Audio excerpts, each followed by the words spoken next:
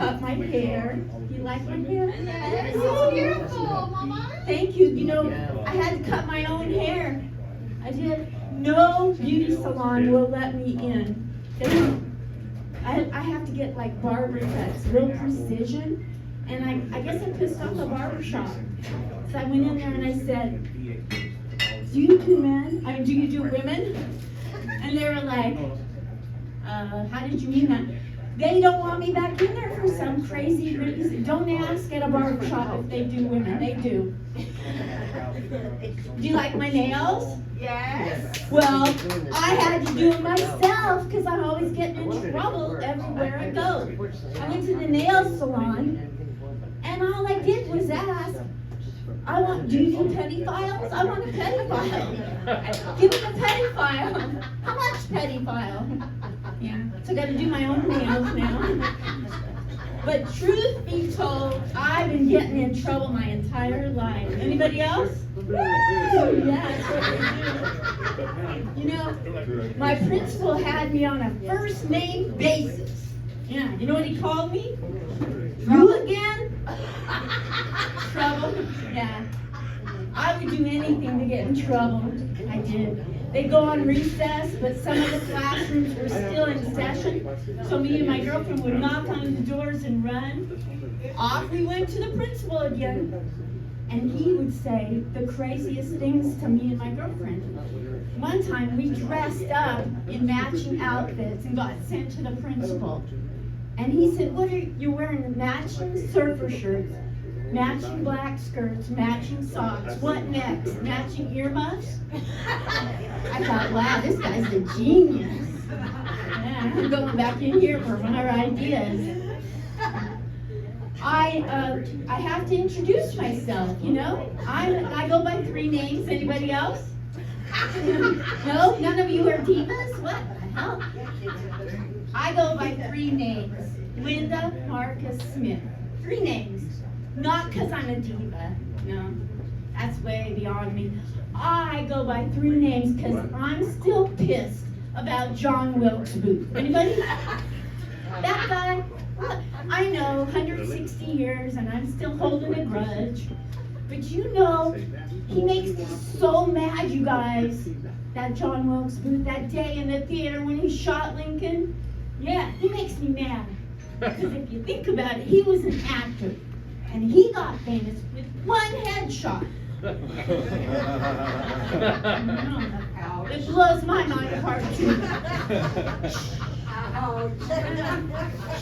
I've been aging. Anybody getting old under this bitch? No. I'm getting older. I love getting older on good days, you know. But you know, like I don't date young guys. I'm not a cougar. Sorry guys, hate to break your hearts. I don't date young guys. They don't even know what the hell they got.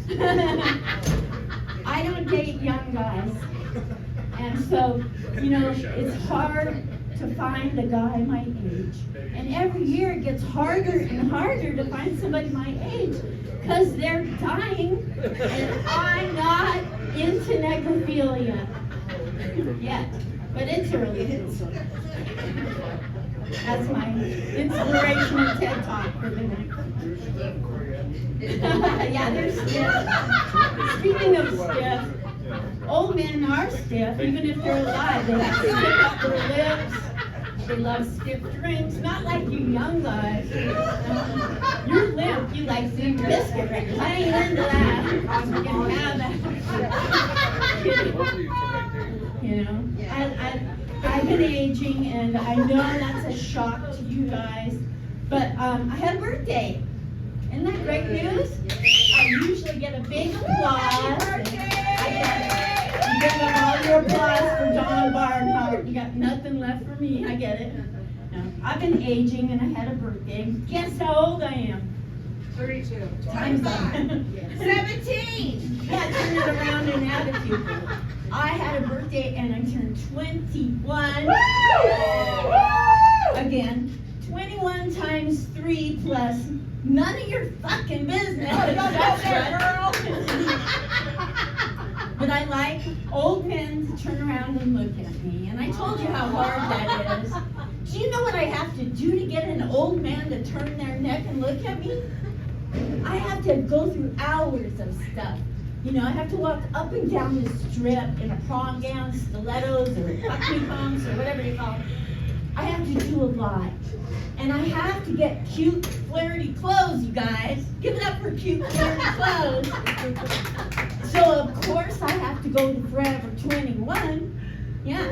And I went there. Do you know what they said to me at the door? You can't come in here. I'm like, what? It says Forever 21. They said, yeah, well, we didn't know forever was going to last that fucking long. Yeah. So I went up to the counter, I bought a bunch of clothes. I stacked those clothes so high they couldn't help but want my money. She leans into me and she goes, hey, excuse me, don't you think you might be, I don't know, a little bit old for all these cute, flirty clothes? And I'm thinking, not for what I have in mind. So, you know, I said to her, because I'm a giver, I leaned in and I quietly whispered, excuse me, don't you think you might be a little hefty for your little sister's tank tops? I know you're going to find this hard to believe. I just got back from 5 weeks in New York City, doing all the clubs. Yeah, that's right. New York City. Now listen, I said I just got back from doing New York City for 5 weeks, fuckers. Let's get some applause in this bitch. I had fun, the time of my life. I even got to do Dangerfields, you know. That deserves something. He isn't around. Okay, he won't even know I did it. But yeah. I had a great time. Oh my gosh. Yeah. I went and I came back and, you know, it's so amazing because comedy in New York is different than it is here. Here, comedy is like, everybody's coming here to hear comedy. And there, you're doing it mostly for comedians. And they're like so serious about all the jokes, you know, I'm like, hey, so, and like, oh, I get it, you gotta go like this, okay, not like this. But anyway, that's just not even planned stuff. I'm just riffing, you're welcome.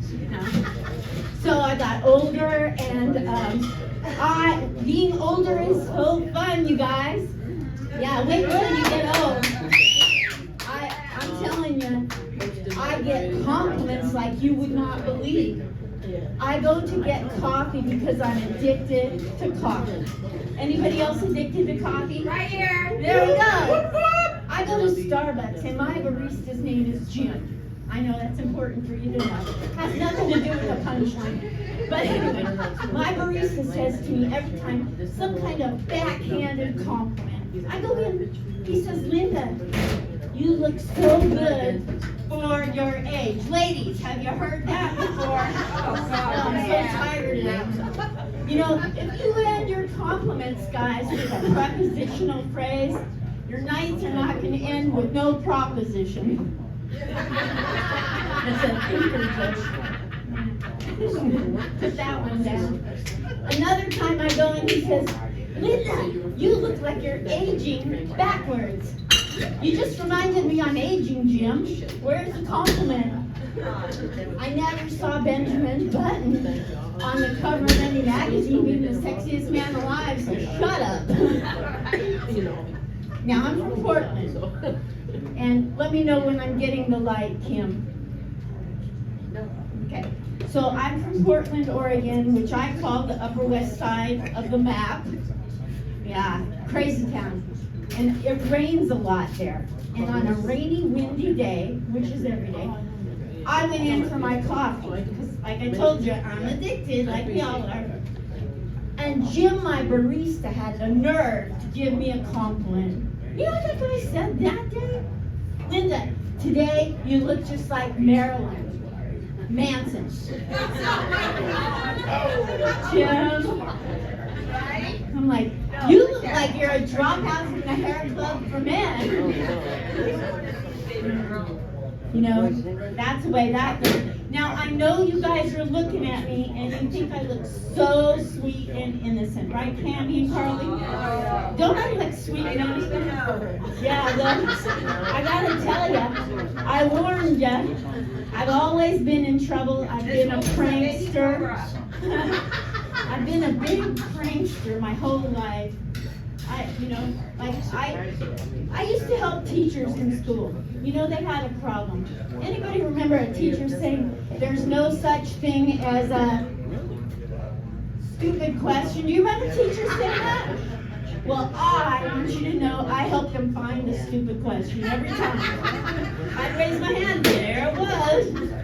Yeah, I started doing it on purpose, but yeah. So you're looking at me and you're thinking, this lady says she was a troublemaker, but really, I'm not really buying it. But trust me, I now walk up and down, my career started taking off since I got to Vegas. This is where I get an applause break every time, except now. My career started taking off in Vegas at bus stops.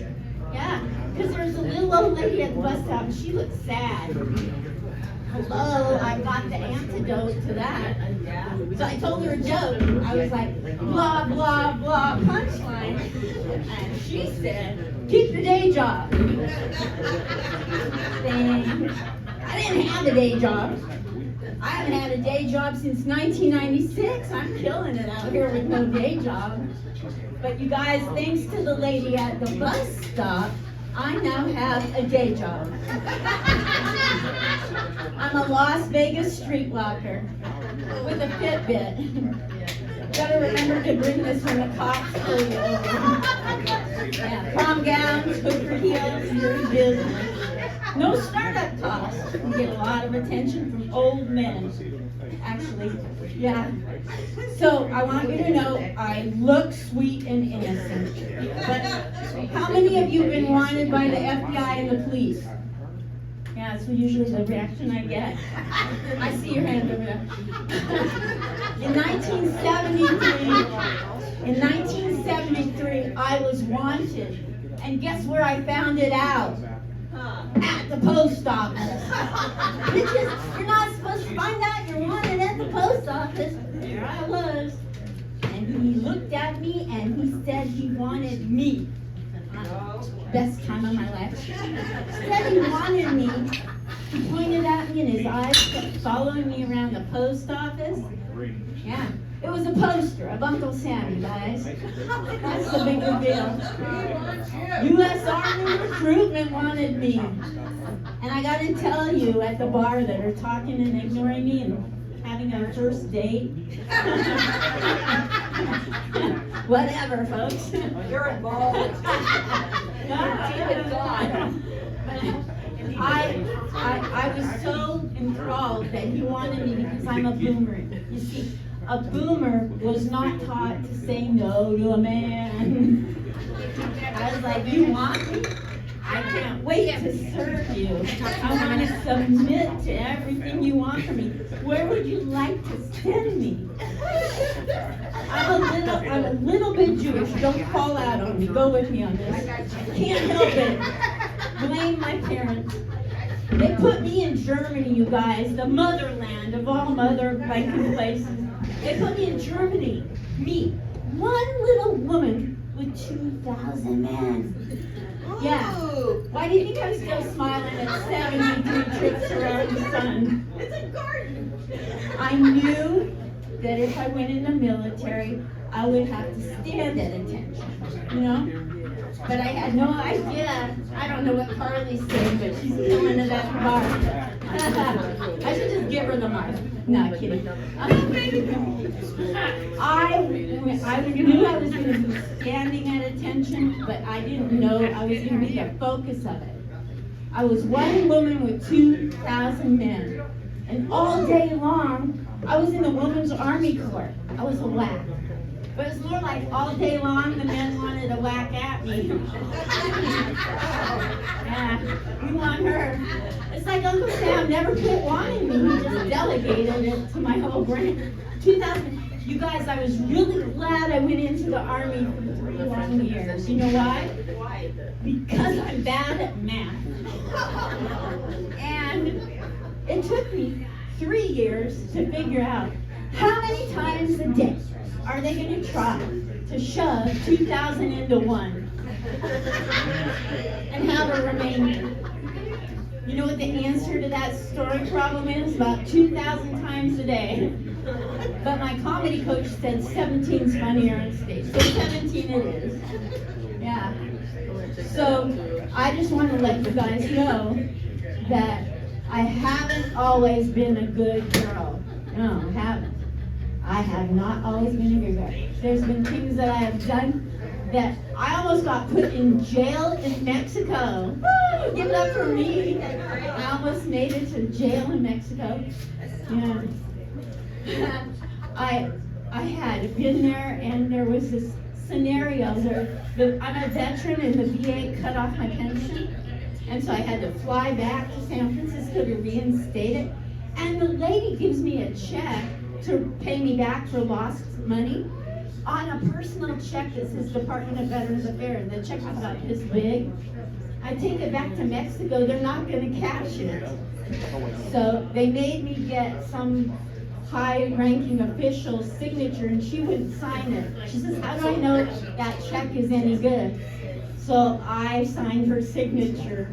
And I can only tell you that because the statute of limitations is over. Woo! Anybody else running from the law in Mexico? Yeah, they've never come after me for that. That was good. So you guys, I just want to let you guys know that you are the most wonderful audience, and I so look forward to coming back from my 5 weeks in New York to come to you guys, because this is the best club in Vegas. And one more time, let's give it up for Don Barnhart, getting better. Thank you guys. I want to let you know that you have a great show. Also, 2 other comedians coming after me. Keep drinking. Keep drinking. Your headliner's in the house, Kirk McHenry. Give it up for him. I want applause, you guys.